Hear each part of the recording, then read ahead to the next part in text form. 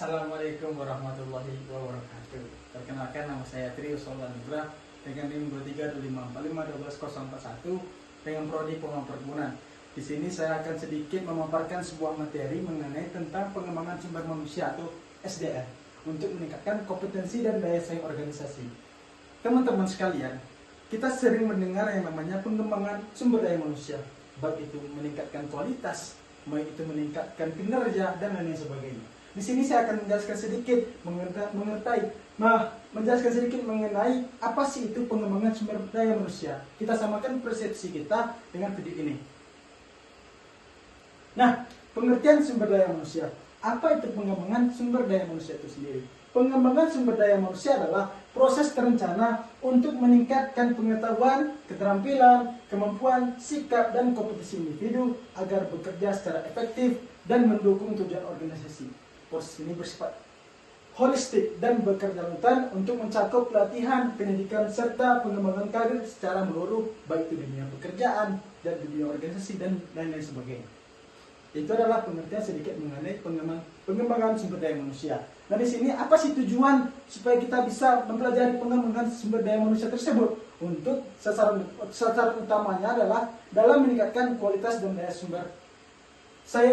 saing sumber daya manusia. Yang pertama ada tujuannya dari 3 sebenarnya. Yang pertama itu kompetensi dan produktivitas. Sehingga jika sudah pengembangan daya sumber manusia akan meningkatkan yang namanya kompetensi dan produktivitas karyawan dan memperbaiki kualitas kerja serta meningkatkan motivasi dan kepuasan kerja secara berkelanjutan. Dan tujuan yang kedua adalah promosi dan kinerja.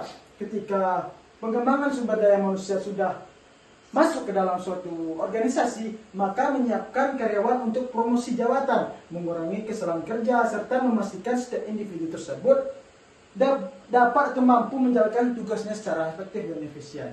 Dan juga tujuan yang ketiga yang ini adalah teknologi dan daya saing. Ketika pengembangan sumber daya manusia sudah melekat pada sebuah organisasi atau perusahaan, maka akan dapat menghadapi perkembangan teknologi yang pesat ke depannya dan meningkatkan daya saing organisasi di pasar melalui pengembangan sumber daya manusia yang terencana dan berkesinambungan. Itulah tujuan pengembangan sumber daya manusia itu sendiri. Nah, ketika kita sudah mengetahui tujuan dari pengembangan sumber daya manusia itu sendiri, kita harus tahu juga apa sih jenis-jenis pengembangan sumber daya manusia tersebut. Di sini saya akan menjelaskan ada 3 jenis utama pengembangan sumber daya manusia. Yang pertama itu adalah pelatihan. Pelatihan ini termasuk jenis yang pertama. Kegiatan ini yang pertama itu pembelajaran untuk meningkatkan keterampilan dan pelatihan karyawan dalam menjalankan suatu tugasnya sehari-hari. Yang kedua adalah pendidikan. Pendidikan ini berguna untuk program formal untuk meningkatkan pengetahuan teoritis dan wawasan karyawan guna mendukung pengembangan jangka panjangnya. Yang ketiga adalah pengembangan karir dan organisasi, persiapan jalur karir karyawan dan upaya meningkatkan pelatihan organisasi secara menyeluruh untuk dapat mendapatkan daya saing yang berkelanjutan. Itu adalah 3 jenis pengembangan sumber daya manusia.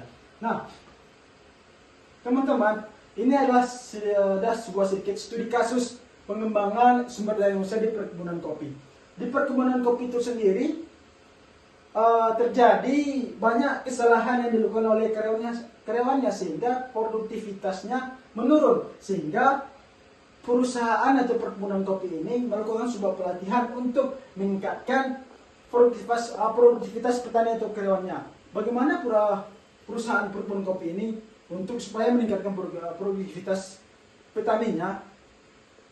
Perkebunan kopi ini melakukan yaitu dengan cara membuat suatu program pelatihan, yakni mengenai pelatihan pembibitan, pemupukan, dan pengenalan hama penyakit, sehingga para pekerja itu tahu bagaimana cara supaya bisa memelihara tanaman kopi itu untuk meningkatkan produktivitasnya secara meningkat, sehingga perusahaan kopi tersebut bisa meningkatkan kemampuan pekerjaan melalui pelatihan-pelatihan tersebut dan bisa meningkatkan produktivitas yang mulanya turun menjadi naik secara signifikan.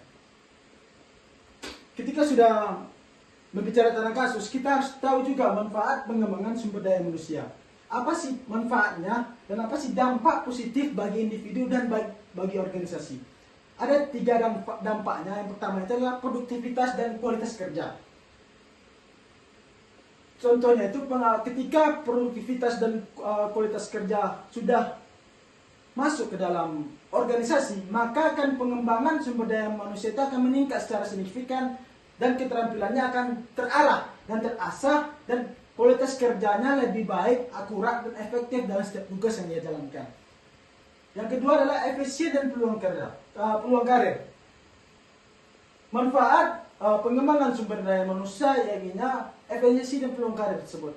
Ketika efisiensi dan peluang karir sudah melekat dan bermanfaat bagi organisasi tersebut, akan mampu meningkatkan operasional organisasi menjadi lebih efisien karena sumber daya manusia yang terlatih mampu minimalkan kesalahan kerjanya ketika dia sudah bekerja.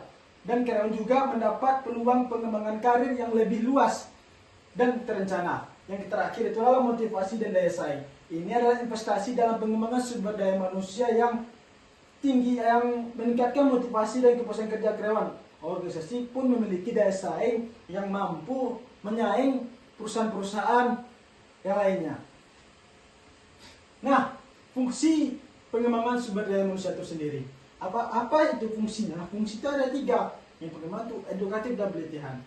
Ini akan memberikan pengetahuan baru kepada karyawan serta meningkatkan keterampilan praktis agar mampu menjalankan tugas secara efektif dan efisien. Lanjut, ketika fungsi sudah edukatif dan pelatihan, maka karir dan motivasi itu akan membantu perencanaan dan pengembangan jalur karir sekaligus meningkatkan semangat kerja bagi karyawan dan kepuasan dalam menjalankan peran baik itu di perusahaan maupun di organisasi. Dan fungsi yang terakhir yaitu adalah adaptasi dan efisien, sehingga nantinya dapat membantu karyawan menghadapi perubahan teknologi terbarukan di dalam organisasi maupun di perusahaan serta meningkatkan efektivitas kerja dan optimalisasi penggunaan sumber daya. Dan sedikit referensi yang saya jadikan sumber dalam pembuatan ini, mungkin hanya itu pemaparan materi mengenai tentang pengembangan sumber daya manusia. Semoga bermanfaat bagi teman-teman menonton dan semoga bermanfaat bagi saya sendiri. Saya akhiri. Assalamualaikum warahmatullahi wabarakatuh. Salam lestari. Halo.